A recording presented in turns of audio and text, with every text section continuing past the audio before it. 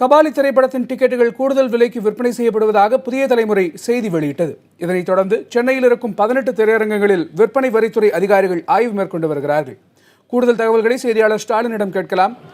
ஸ்டாலின், திரையரங்குகளில் விற்பனை வரித்துறை அதிகாரிகள் ஆய்வு மேற்கொள்ளும் நோக்கம் என்ன, மிக முக்கிய நோக்கம் என்ன? ஏன்னா ஏற்கனவே 3-4 நாட்களுக்கு முன்பாகவே டிக்கெட்டுகள் அதிக விலைக்கு விற்க தொடங்கியாச்சுன்னு நாம் ஏற்கனவே கள ஆய்வு செய்து செய்தி வெளியிட்டிருந்தோம். ஆனால் இன்றைக்கு படம் வெளியாகின்ற இன்றைக்கு அவர்கள் ஆய்வு மேற்கொள்கிறார்கள். என்ன நோக்கம், என்ன கண்டுபிடித்திருக்கிறார்கள்?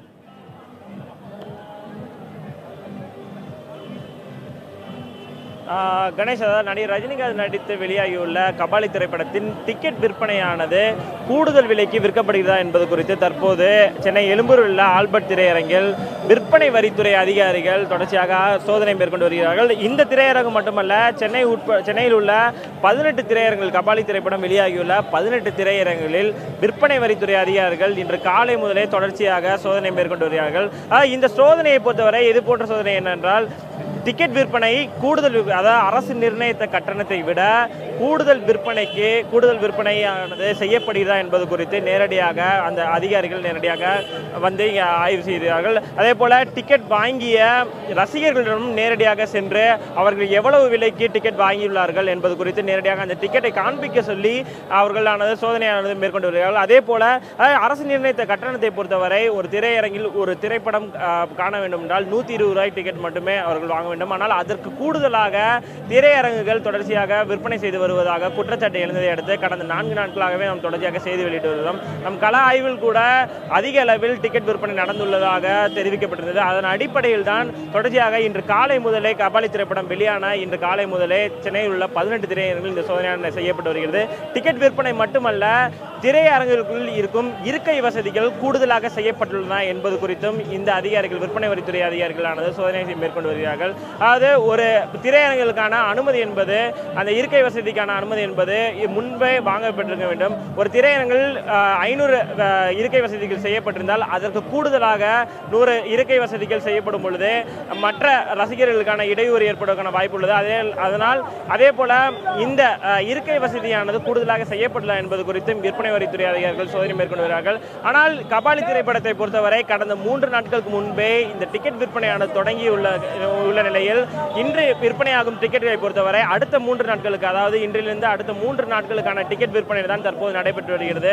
நேரடியாக தற்போது விற்பனை வரித்துறை அதிகாரிகளானவர்கள் சென்னை மட்டுமல்லாமல் பல்வேறு மாவட்டங்களையும் சோதனை செய்து வருவதாக தான் அவர்கள் தரப்பில் தெரிவிக்கப்பட்டுள்ளது. கணேஷ், ஸ்டாலின், நீங்கள் இருக்கக்கூடிய ஆல்பர்ட் திரையரங்கம் தவிர வேறு எந்தெந்த திரையரங்கங்களில் தற்போது இந்த ஆய்வு என்பது இந்த அதிகாரிகள் மேற்கொண்டிருக்கிறார்கள்? அவர்கள் என்ன கண்டுபிடித்திருக்கிறார்கள்? ஏதாவது ஒரு திரையரங்கம் மேலே நடவடிக்கை எடுப்பதாக இருக்கிறதா? அது பற்றிய தகவல்கள் இருக்கிறதா?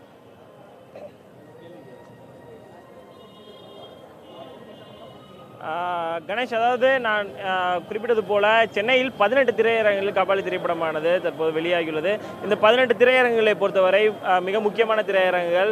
இந்த திரையரங்குகளில் கூடுதலாக டிக்கெட் விற்பனை செய்யப்படுகிறது என்பது குறித்து தான் தொடர்ச்சியாக இன்று காலை முதலே சோதனை மேற்கொண்டு வருகிறார்கள். சென்னை ஆல்பர்ட் தியேட்டர் திரையரங்கம், அதே போல மற்ற திரையரங்குகளான காசி தியேட்டர், அதே போல ஈகா தியேட்டர் உள்ளிட்ட பல திரையரங்குகளில், சங்கமம் தியேட்டர் உள்ளிட்ட பல திரையரங்குகளில் தொடர்ச்சியாக காலை முதலே விற்பனை வரித்துறை அதிகாரிகள் சோதனை மேற்கொண்டு வருகிறார்கள். அதாவது இந்த சோதனையை பொறுத்தவரை மிக முக்கியமாக பார்க்கப்படுவது என்னென்றால், கூடுதலாக டிக்கெட் விற்பனை, அதாவது அந்த திரையரங்குகள் டிக்கெட் விற்பனை செய்யும் பொழுது வணிக வரித்துறையின் சீலானது அந்த டிக்கெட்டில் இருக்க வேண்டும். விற்பனை வரித்துறை அதிகாரிகள் கபாலி திரைப்படம் வெளியாகி இருக்கும் சில திரையரங்குகளில் 18 திரையரங்குகளில் ஆய்வு மேற்கொண்டு வருவதாக வெளியான தகவல் பற்றி தான் நாம் பேசிக் கொண்டிருந்தோம். ஸ்டாலின், தொடர்ந்து சொல்லுங்க, எந்த திரையரங்கமாவது இதில் சிக்கி இருக்கிறார்களா? நடவடிக்கை எடுக்கும் போல ஏதாவது செய்திகள் வெளிவந்திருக்கிறதா?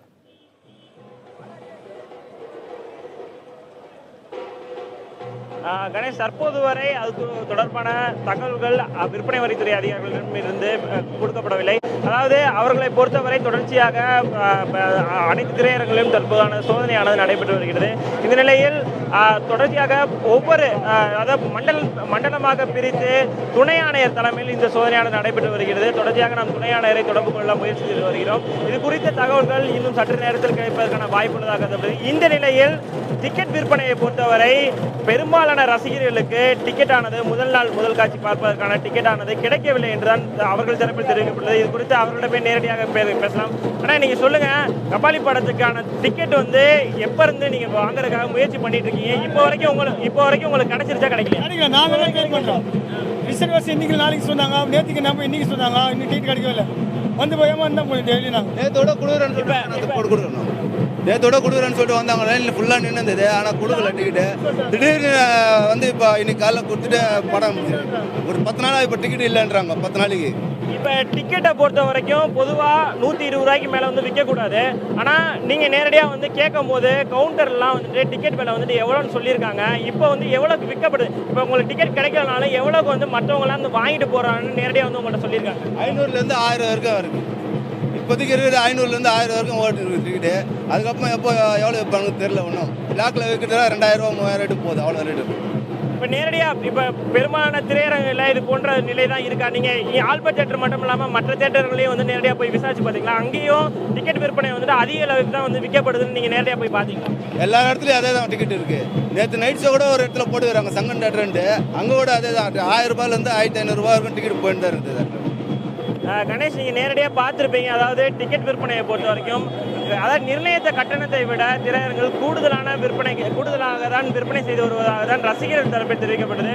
பெரும்பாலான ரசிகர்களுக்கு டிக்கெட்டானது கூடுதல் விலையில் விற்பப்படுவதால் டிக்கெட்டானது கிடைக்கவில்லை என்று தான் அவர்கள் தரப்பில் ஒரு குற்றச்சாட்டாக முன்வைக்கப்படுகிறது. கணேஷ்.